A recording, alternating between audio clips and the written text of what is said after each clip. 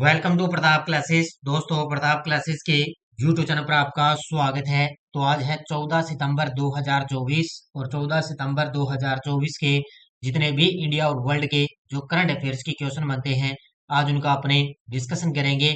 पूरा वीडियो ध्यान से देखना और लास्ट में आपसे क्वेश्चन पूछूंगा जिनके जवाब आपको कमेंट बॉक्स में देना होगा। आज अपने पढ़ेंगे कि आइलैंड की राजधानी पोर्ट ब्लेयर का नया नाम क्या कर दिया गया।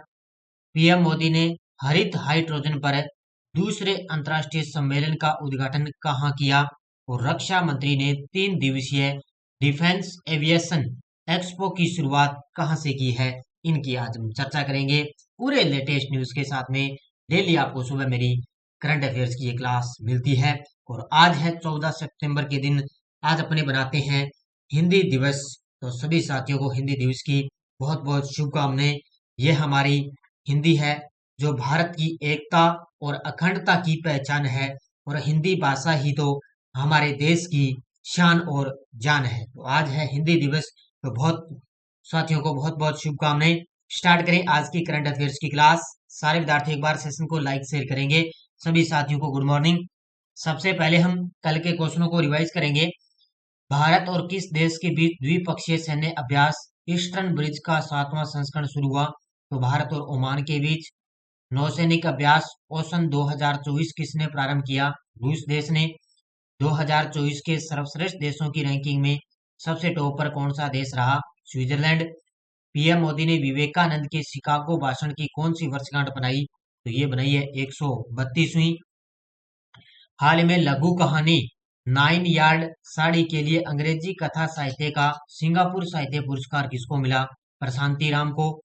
कितने वर्ष से अधिक आयु के सभी वरिष्ठ नागरिकों को आयुष्मान भारत का लाभ मिलेगा। तो 70 वर्ष से अधिक आयु को। कैबिनेट ने 2000 करोड़ रुपए के मिशन मौसम को मंजूरी दी। यह किस मंत्रालय द्वारा कार्यान्वित किया जाएगा। तो पृथ्वी विज्ञान है मंत्रालय के द्वारा। ये थे कल के क्वेश्चनों का रिवाइज। टेस्ट वगैरह कंटिन्यू आपको मिल रहा है। इसके अलावा टेलीग्राम पे आपको पीडीएफ वगैरह दी जा रही है। तो टेलीग्राम ग्रुप को आप ज्वाइन कर सकते हो। तो स्टार्ट करें आज की करंट अफेयर्स की क्लास। पहला क्वेश्चन आपके सामने। हाल ही में डीआरडीओ और भारतीय नौसेना ने किस राज्य से वर्टिकल लॉन्च शॉर्ट रेंज सतह से हवा में मार करने वाली मिसाइल का सफल परीक्षण किया है। तो किसके द्वारा किया गया। एक है डीआरडीओ और दूसरा है भारतीय नौसेना। इन्होंने किया है वर्टिकल लॉन्च शॉर्ट रेंज सतह से हवा में मार करने वाली मिसाइल का सफल परीक्षण किया। और इसका सफल परीक्षण इन्होंने किया है उड़ीसा के चांदीपुर से। कहां से किया है। उड़ीसा के चांदीपुर शहर से डीआरडीओ और भारतीय नौसेना के द्वारा इसका परीक्षण किया गया। ये तस्वीर में आप देख सकते हो। देखो पूरी डिटेल। रक्षा अनुसंधान एवं विकास संगठन इसका पूरा नाम है डीआरडीओ का। और भारतीय नौसेना ने उड़ीसा तट से दूर चांदीपुर में एकीकृत परीक्षण रेंज से 12 सितंबर 2024 को वर्टिकल लॉन्च शॉर्ट रेंज सतह से हवा में मार करने वाली मिसाइल। अब देखो शॉर्टकट में इसका नाम देखो VLSRSAM। ध्यान रखना है इसका VLSRSAM का सफलतापूर्वक उड़ान परीक्षण किया है। यह उड़ान परीक्षण एक भूमि आधारित ऊर्ध्वाधर लॉन्चर से इसको लॉन्च किया गया जिसमें कम ऊंचाई पर उड़ रहे उच्च गति वाले एक हवाई लक्ष्य पर निशाना साधा गया है। यानी कि एक कम ऊंचाई वाले जो उड़ रहे ना उच्च गति वाले हवाई लक्ष्य हैं उन पर इस मिसाइल का निशाना साधा गया है। तो ये डीआरडीओ और भारतीय नौसेना के द्वारा इसका परीक्षण किया गया है। हाल ही में भारत और किस देश के बीच द्विपक्षीय सैन्य अभ्यास अल नजाह के 5वें संस्करण की शुरुआत हुई है। देखो कल मैंने आपको बताया था भारत और ओमान के बीच में हुआ था ईस्टर्न ब्रिज का 7वां संस्करण। और ये एक और अभ्यास चल रहा है जिसका नाम है अल नजाह। ये भी किसके बीच हो रहा है। ये हो रहा है भारत और ओमान के बीच। ठीक है। तो भारत और ओमान के बीच अल नजाह के 5वें संस्करण की शुरुआत हो चुकी है। ये तस्वीर में आप देख सकते हो। और भारतीय सेना है ये पिछली बार अपने राजस्थान के अंदर ये अभ्यास हुआ था और अब की बार ओमान के अंदर ये अभ्यास है किया जा रहा है। तो वो भी कल वाला मैंने बताया था वो भी ओमान के अंदर चल रहा है। और ये है अल नजाह है ये भी ओमान के अंदर किया जा रहा है। तो भारत ओमान संयुक्त सैन्य अभ्यास अल नजाहे के 5वें संस्करण की शुरुआत हो चुकी है। ये अभ्यास 13 से लेकर 26 सितंबर 2024 तक ओमान के सलालाह में रबकूट प्रशिक्षण क्षेत्र में आयोजित हो रहा है। तो ये 13 से लेकर 26 सितंबर तक, कल वाला था 11 सितंबर से 22 सितंबर। अभ्यास अल नजाह 2015 से भारत और ओमान के बीच बारी बारी से द्विवार्षिक आधार पर यह आयोजित किया जा रहा है। और इसका पिछला संस्करण राजस्थान के महाजन में आयोजित किया गया था। 2015 से लगातार ये अभ्यास चल रहा है और ये अब की बार भारत और ओमान के बीच में किया जा रहा है। हाल ही में भारत ने किसके सहयोग से infrastructure financing bridge UK IIFB launch किया है? तो भारत ने किसके सहयोग से infrastructure financing bridge UK IIFB launch किया? तो ये किया है किसके सहयोग से? यूएसए के सहयोग से। ऑप्शन नंबर ए, किसके सहयोग से? यूएसए के सहयोग से ये जो है एक इंफ्रास्ट्रक्चर फाइनेंसिंग ब्रिज है, इसके तहत इन्होंने समझौता किया है। किसने? भारत और यूएसए ने। UK IIFB। तो इसका यूएसए नहीं है, इसका होगा ब्रिटेन। किसके बीच है ये? भारत और ब्रिटेन के बीच में हुआ infrastructure financing bridge UK IIFB launch किया। किसके बीच है? भारत और ब्रिटेन के बीच। तो यूनाइटेड किंगडम और भारत ने आधिकारिक तौर पर United kingdom Bharat infrastructure financing bridge UK IIFB, जैसे नाम से ही पता चल रहा है यूके IIFB एक नई पहल है जिसे उनके वित्तीय और पेशेवर सेवाओं के सहयोग को मजबूत करने के लिए डिजाइन इसको किया गया। यानी कि दोनों देशों के बीच में वित्तीय व्यापार है, कोई भी सेवाएं वगैरह है, उनको मजबूत करने के लिए दोनों के बीच समझौता हुआ। इसके अंदर नीति आयोग भारत में एक नीति थिंक टैंक है और लंदन शहर के संयुक्त नेतृत्व में यूके IIFB का औपचारिक शुभारंभ इस सहयोग का केंद्र बिंदु है। तो ये एक फाइनेंसिंग ब्रिज है, इंफ्रास्ट्रक्चर फाइनेंसिंग ब्रिज है, जो भारत और यूनाइटेड किंगडम के बीच में एक सहयोग को मजबूत करने के लिए तैयार है। हाल ही में केंद्र शासित प्रदेश अंडमान एंड निकोबार के अंदर आइलैंड की राजधानी पोर्ट ब्लेयर का नाम बदलकर क्या कर दिया गया है? तो हाल ही में केंद्र शासित प्रदेश है अंडमान निकोबार और इसके अंदर राजधानी है पोर्ट ब्लेयर। इसका नया नाम हो चुका है और इसका नया नाम कर दिया श्री विजयपुरम। क्या कर दिया? ये इसकी जानकारी दी है अपने जो गृह मंत्री अमित शाह जी द्वारा। उन्होंने कहा भी अब अंडमान निकोबार के अंदर जो पोर्ट ब्लेयर है उसका नया नाम कर दिया श्री विजयपुरम। क्या कर दिया? श्री विजयपुरम इसका नया नाम है कर दिया है।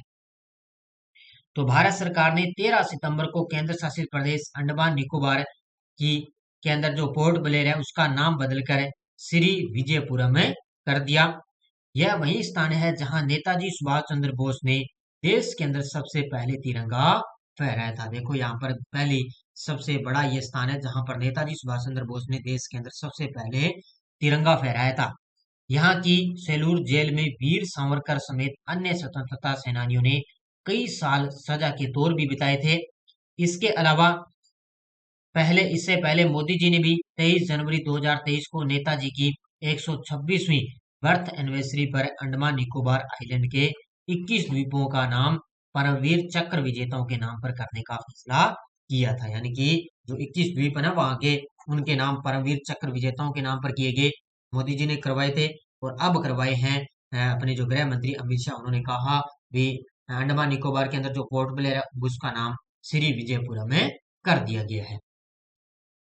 हाल ही में पीएम मोदी ने हरित हाइड्रोजन पर दूसरे अंतर्राष्ट्रीय सम्मेलन का उद्घाटन कहाँ किया है? पीएम मोदी ने हरित हाइड्रोजन पर दूसरे अंतर्राष्ट्रीय सम्मेलन का उद्घाटन कहाँ किया? तो ये किया है नई दिल्ली के अंदर। कहाँ किया है? नई दिल्ली के अंदर। ये 11 से लेकर 3 दिवसीय ये आयोजन चला था नई दिल्ली के अंदर। तो ये हरित हाइड्रोजन पर दूसरे अंतर्राष्ट्रीय सम्मेलन का उद्घाटन किया है। ये तस्वीर में आप देख सकते हो दूसरा हरित हाइड्रोजन सम्मेलन कहाँ पर? नई दिल्ली के अंदर।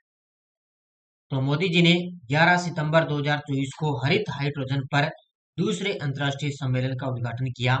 इसके अंदर 3 दिवसीय ये दूसरा अंतर्राष्ट्रीय सम्मेलन 11 से लेकर 13 सितंबर 2024 तक नई दिल्ली के भारत मंडपम में आयोजित किए गए थे। तो 11 से लेकर 13 सितंबर 2024 तक नई दिल्ली के अंदर जो भारत मंडपम है वहां पर आयोजित किया गया। अब इसका लक्ष्य यही है कि भारत को वैश्विक हरित हाइड्रोजन पारिस्थितिकी तंत्र में एक अग्रणी देश के रूप में विकसित करना है। यानी कि ये आपको पता है जो पीएम बस ई वगैरह स्टार्ट की है, तो इसके लिए क्या है, प्रदूषण वगैरह बहुत कम होता है इसमें, देश के लिए जो है देश को बचाना है, तो इसलिए उन्होंने क्या हरित हाइड्रोजन वगैरह है, अब उनके लिए पारिस्थितिकी तंत्र स्थापित किया जाएगा। नवंबर 2024 में आयोजित होने वाले यूरोपीय हाइड्रोजन सप्ताह के लिए किस देश को साझेदार राष्ट्र घोषित किया है? नवंबर है 2024 में आयोजित होने वाले यूरोपीय हाइड्रोजन सप्ताह के लिए किस देश को साझेदार घोषित किया? तो ये किया है अपने देश से भारत को। किसको किया है? अपने देश से भारत को। किसको किया है? अपने देश भारत को। तो भारत को नवंबर 2024 में आयोजित होने वाले यूरोपीय हाइड्रोजन सप्ताह के लिए विशेष साझेदार घोषित किया गया। यह घोषणा नई दिल्ली के भारत मंडपम में आयोजित ग्रीन हाइड्रोजन पर अंतर्राष्ट्रीय सम्मेलन के दूसरे दिन है कि यानी ICHG 2024 पर अंतर्राष्ट्रीय सम्मेलन के दूसरे दिन की गई। यह साझेदारी ग्रीन हाइड्रोजन क्षेत्र में अपनी निर्यात क्षमता को बढ़ाने के लिए यूरोपीय संघ के हरित नियमों के साथ जुड़ने की भारत की प्रतिबद्धता को रेखांकित करती है। तो ग्रीन हाइड्रोजन धीरे धीरे वगैरह है ये, अब जो ये बसें वगैरह चल रही है इनके प्रदूषण वगैरह कम होगा, धीरे धीरे आगे जो है हरित हाइड्रोजन वगैरह, ये जो परिवहन जितने भी वाहन वगैरह है ना, बसें वगैरह चलाई जाएगी, इनको क्या है अब सीधे आपको पता है बैटरी वगैरह चार्जर पर चलेगी, ताकि इनके प्रदूषण की कम है किया जा सके। ठीक है, अगला क्वेश्चन। हाल में रक्षा मंत्री राजनाथ सिंह ने 12 सितंबर को 3 दिवसीय डिफेंस एविएशन एक्सपो का शुभारंभ कहाँ किया है? तो आपको पता है राजस्थान के जोधपुर जिले के अंदर तरंग शक्ति अभ्यास चला था और इस अभ्यास का समापन हो चुका है। तो वहां पर रक्षा मंत्री राजनाथ सिंह ने 12 सितंबर को 3 दिवसीय डिफेंस एविएशन एक्सपो का शुभारंभ किया जोधपुर के अंदर। वहां पर किया है जोधपुर के अंदर, इसकी शुरुआत की गई है। तो 12 सितंबर को जोधपुर में 3 दिवसीय डिफेंस एविएशन एक्सपो का रक्षा मंत्री राजनाथ सिंह ने शुरुआत की।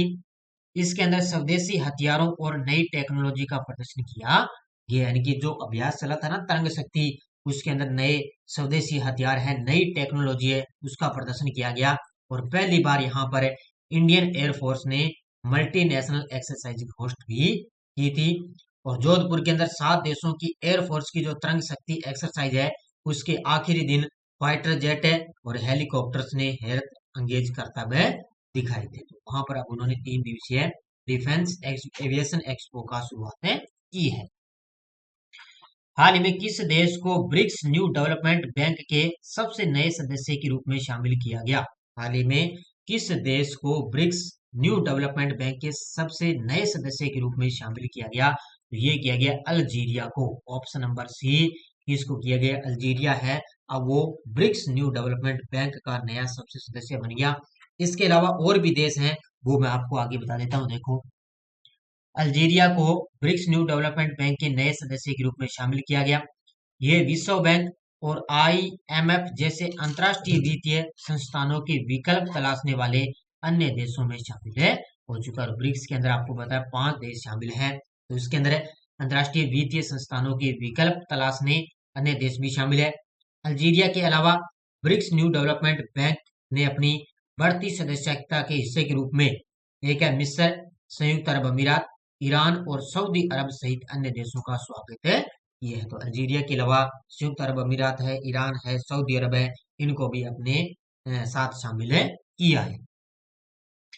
नेक्स्ट देखो, हाल ही में पहली निजी स्पेस वॉक के लिए पोलोरिस डॉन मिशन किसने लॉन्च किया है? हाल ही में पहली निजी स्पेस वॉक का मतलब है स्पेस वॉक यानी कि पैदल चलने के लिए पोलोरिस डॉन मिशन, ये किसने लॉन्च किया? तो ये किया है स्पेस एक्स ने। किसने लॉन्च किया है? ये देखो तस्वीर में आप देख सकते हो, ये मतलब एक स्पेस वॉक गया है, उसके अंदर वहां पर पैदल जो है 4 यहाँ पर जो यात्री गए हैं इसके अंदर है। तो पोलोरिस डॉन मिशन इसको बोला गया और ये किसके द्वारा लॉन्च किया गया? स्पेस एक्स के द्वारा लॉन्च किया गया। ये देखो तस्वीर में आप देख सकते हो, तो ये एलोन मस्क की कंपनी है स्पेस एक्स के पोलारिस डॉन मिशन में 12 सितंबर को 2 एस्ट्रोनॉट ने पृथ्वी से करीब 700 किलोमीटर ऊपर स्पेस वॉक से की। यानी कि पृथ्वी से करीब 700 किलोमीटर ऊपर है ना स्पेस वॉक की है। स्पेस वॉक के समय स्पेस क्राफ्ट की रफ्तार 25,000 किलोमीटर प्रति घंटा थी और ये किसी प्राइवेट स्पेसशिप से की गई पहली स्पेस, यानी कि प्राइवेट है, ये निजी वगैरह है, स्पेस वॉक है। इस मिशन के अंदर 4 एस्ट्रोनॉट स्पेस है, यानी कि 4 जो है स्पेस अंतरिक्ष यात्री है वो इसके अंदर गए थे। और ये जो अभी जो पोलरिस डॉन मिशन है ना, ये फॉल्कन 9 रॉकेट मिशन से इसको लॉन्च किया गया। ध्यान रखना कौन सा रॉकेट था, फॉल्कन 9 था जिससे इसको लॉन्च किया गया था। हाल ही में partnership for carbon accounting financial PCF में शामिल होने वाला पहला प्रमुख भारतीय बैंक कौन सा बना है? तो पार्टनरशिप है फॉर कार्बन अकाउंटिंग फाइनेंशियल, इसकी फुल फॉर्म है पीसीएफ में शामिल होने वाला पहला प्रमुख भारतीय बैंक बन गया, वो है कौन सा? Union Bank of India. Option number C, कौन सा बन गया? यूनियन बैंक ऑफ इंडिया बन चुका है। तो यूनियन बैंक ऑफ इंडिया 9 सितंबर 2024 को partnership for carbon accounting financial PCF में शामिल होने वाला पहला प्रमुख भारतीय बैंक बन गया, जो अपनी अप्रत्यक्ष उत्सर्जन को प्रबंधित और कम करने के लिए अपनी प्रतिबद्धता को दर्शाता है। तो बस ये पहला वाला इतना ही पॉइंट आपको ध्यान में रखना है। ये टेलीग्राम ग्रुप है, कोई सूचना कोई लिंक वगैरह देखो मैंने पीडीएफ भी डाल रखी है, और जो भी इसके अलावा अलग से क्लास आ रही है उसकी पीडीएफ आपको टेलीग्राम पर मिल रही है। पिछले वीडियो क्वेश्चन क्या था? हाल ही में अरब दुनिया का पहला ब्राग परमाणु संयंत्र कहाँ स्थापित हुआ? तो ये हो चुका है यूएई के अंदर। बहुत सारे विद्यार्थियों ने बड़े शानदार तरीके से जवाब दिए, उन सभी को हार्दिक शुभकामनाएं। अब देखो क्वेश्चन फॉर यू, हाल ही में कौन सा देश चौथी इंटरकॉन्टिनेंटल कप फुटबॉल चैंपियनशिप में उप विजेता रहा? Bharat, Kenya, New Zealand, Syria? इसका जवाब आपको कमेंट बॉक्स में देना है। ये थी आज की अपनी करंट अफेयर्स की क्लास, और इसके अलावा ऐप के अंदर सीएटी की 10 मॉडल पेपर आपको लिए टेस्ट सीरीज चल रही है। इसके अंदर 7 टेस्ट अपलोड हो गए और आज आपको इसके अंदर 8वां टेस्ट मिल जाएगा। और अलग से कोई साथी करंट की टेस्ट सीरीज लेना चाहे तो ले सकता है। इंडिया, वर्ल्ड, राजस्थान तीनों का करंट दिया जा रहा है, और ये 10 मॉडल पेपर आपको एग्जाम से पहले कंप्लीट हो जाएंगे। इसके अलावा शिक्षा मनोविज्ञान की टेस्ट सीरीज चल रही है, ये first grade, second grade, REET 11, PTI, CTET exam सभी के लिए शिक्षा मनोविज्ञान की टेस्ट सीरीज आपके लिए रामबाण साबित होगी। और ये वार्षिक करंट तो है ही, इसके अंदर आपको डेली, वीकली, मंथली सब आपको टेस्ट वगैरह पीडीएफ आपको दी जा रही है। तो बढ़िया तरीके से फर्स्ट ग्रेड की कोई साथी टेस्ट सीरीज लेना चाहे तो भारत राजस्थान ओनली करंट मिल रहा है। इसके अलावा इंडियन पॉलिटी की टेस्ट सीरीज चल रही है, जिसके अंदर भी आपको संपूर्ण टॉपिक और भारतीय टेस्ट आपको दिए जा रहे हैं। तो ये टेस्ट सीरीज आप प्रताप क्लासेस ऐप पे आप ज्वाइन कर सकते हो। तो सारे साथी वीडियो को ज्यादा लाइक शेयर करेंगे। धन्यवाद। जय हिंद, जय भारत।